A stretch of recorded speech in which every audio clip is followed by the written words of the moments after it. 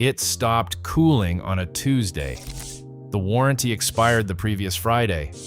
Not a month ago. Not a year ago. 5 days before the compressor quit, you were still technically covered.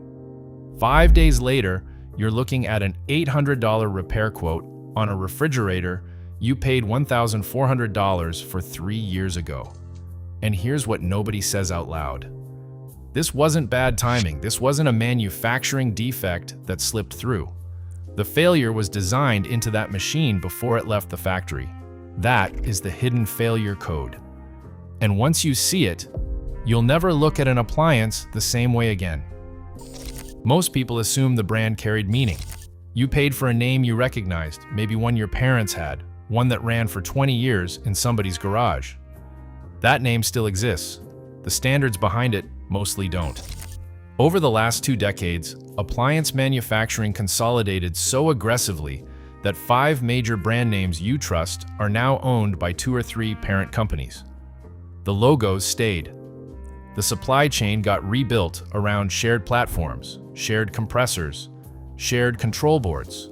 The premium model and the entry-level model often run on identical internal components. You're not buying a better machine, you're buying a better door handle.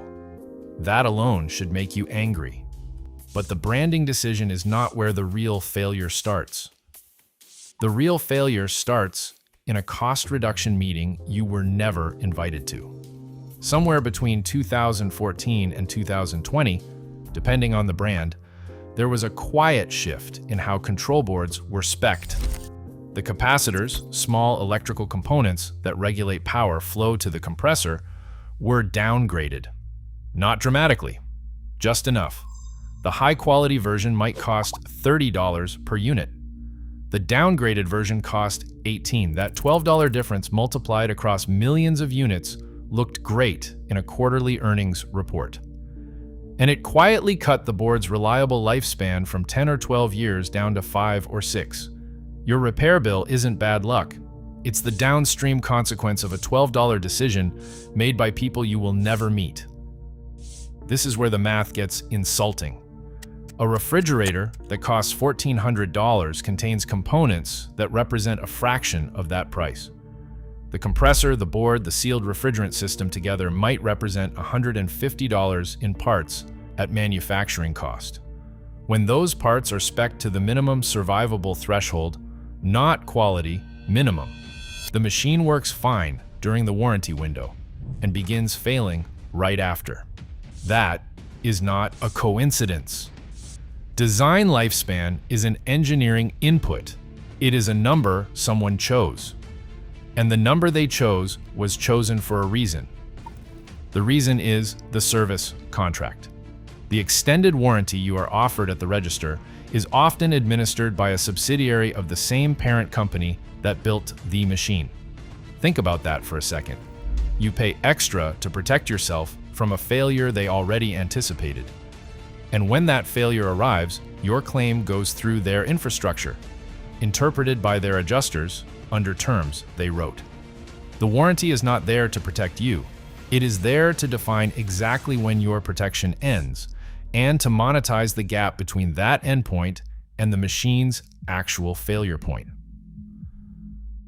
Appliance technicians will tell you, if you ask them directly, that they can often see the failure coming. A swollen capacitor, a refrigerant charge that's slightly low, a condenser coil that's running hotter than it should. They can see the machine approaching its ceiling, but the machine is still working, still within spec, still inside the legal definition of functional. So no claim is honored, no repair is triggered. The countdown continues, invisible to you, visible to anyone who opens the panel.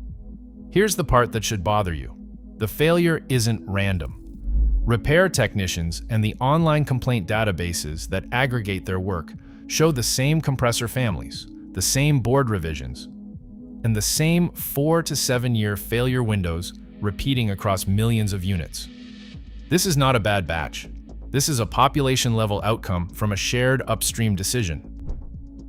One major compressor platform used across multiple brands had documented failure patterns so consistent that it triggered recalls in some international markets.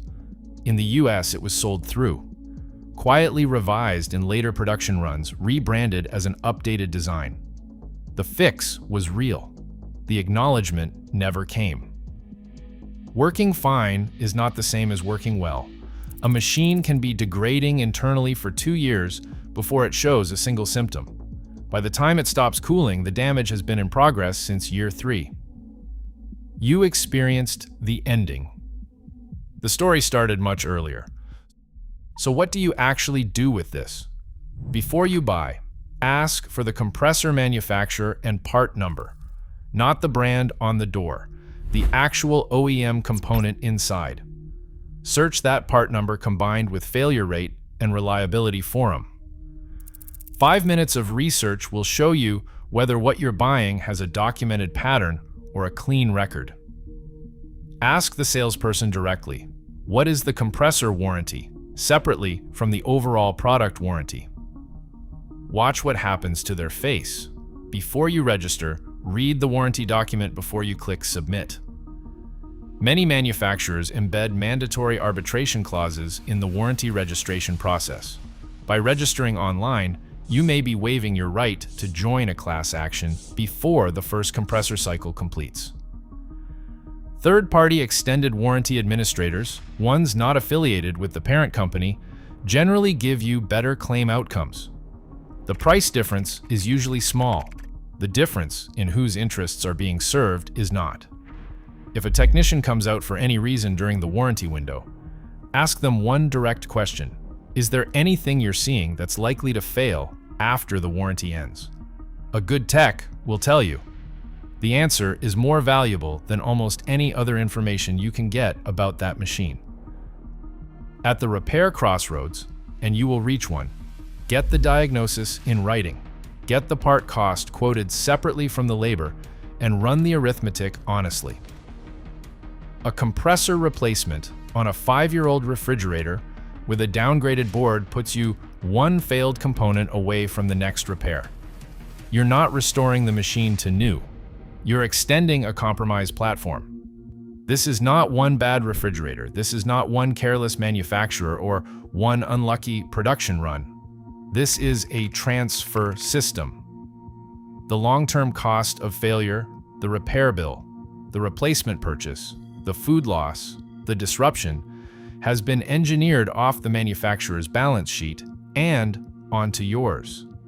It happens at the point of purchase, invisibly, before you've made a single ice cube.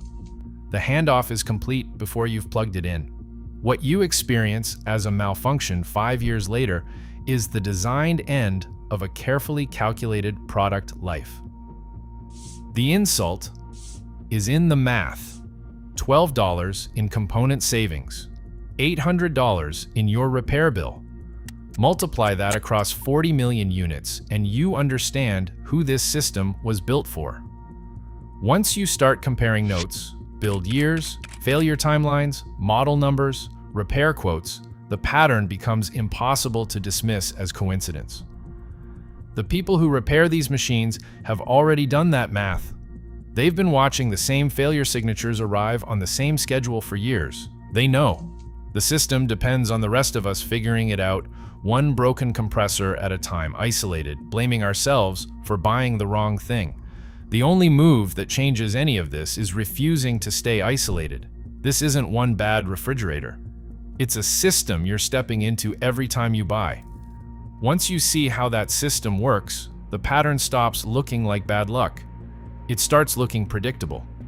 Subscribe and watch the next video on screen, because the same system shows up in more places than you think.